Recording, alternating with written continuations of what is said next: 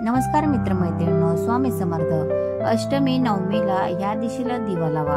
अखंड दिवा लावण्याचे लाभ मिळतील। उपासनेचे अनेक प्रकार आहेत, त्यापैकी एक म्हणजे देवघरात अखंड दिवा लावणे। हे एक व्रत आहे आणि ते नवरात्रीच्या 9 दिवसात अखंडपणे पाळावे लागते। मात्र काही कारणाने ज्यांना ते पाळणे शक्य होत नाही त्यांच्यासाठी ज्योतिषशास्त्रात उपाय दिला आहे, तो जाणून घ्या। नवरात्रीत अष्टमी आणि नवमीच्या तिथींना विशेष महत्त्व दिले जाते। यंदा अष्टमी पूजा 30 सप्टेंबर रोजी केली जाईल, तर नवमी पूजा 1 नोव्हेंबर रोजी केली जाईल। म्हणून या दिवसांमध्ये तुमच्या घरात एक विशिष्ट ठिकाणी दिवे ठेवल्याने तुम्हाला केवळ देवीची आशीर्वाद मिळत नाही, तर तुमच्या घरात आनंद आणि समृद्धी देखील नांदते। अष्टमी नवमीला दिवा लावण्याचे लाभ। शारदीय नवरात्रात तुम्ही संध्याकाळी तुमच्या घराच्या मुख्य प्रवेशद्वारावर दिवा लावू शकता। असे करणे वास्तुशास्त्राच्या दृष्टिकोनातून शुभ मानले जाते।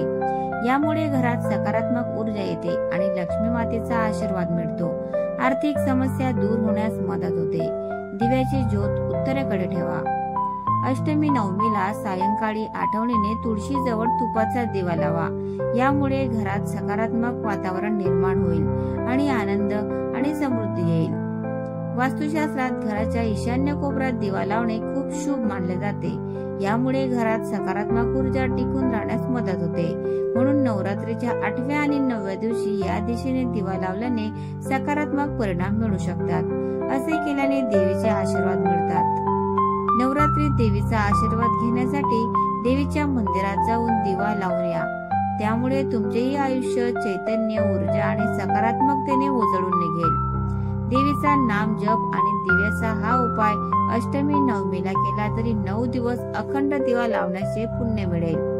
शारदीय नवरात्रीत अष्टमी आणि नवमी तिथीला कन्या पूजन कसे करावे, विधी आणि महत्त्व काय जाणून घेऊया।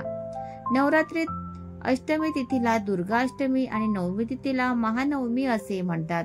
या दिवशी दुर्गा मातेच्या स्वरूपांचे प्रतीक मानल्या जाणाऱ्या कन्यांचे विशेष पूजन करण्याची परंपरा आहे। महाअष्टमी किंवा महानवमीला देवी स्वरूप लहान मुलींना घरी बोलावून त्यांची विधिवत पूजा केली जाते। ही पूजा केल्यास नवरात्रीच्या 9 दिवसांचे पुण्यफळ प्राप्त होते असे म्हणतात। याच महत्त्वपूर्ण कारणामुळे देवी भक्त नवरात्रीतील अष्टमी किंवा नवमी तिथीच्या पूजेची तयारी पूर्वीच करून ठेवतात। कन्या पूजन कधी आहे आणि पूजा कशी करावी याबाबत माहिती जाणून घ्या। कन्या पूजन का केले जाते?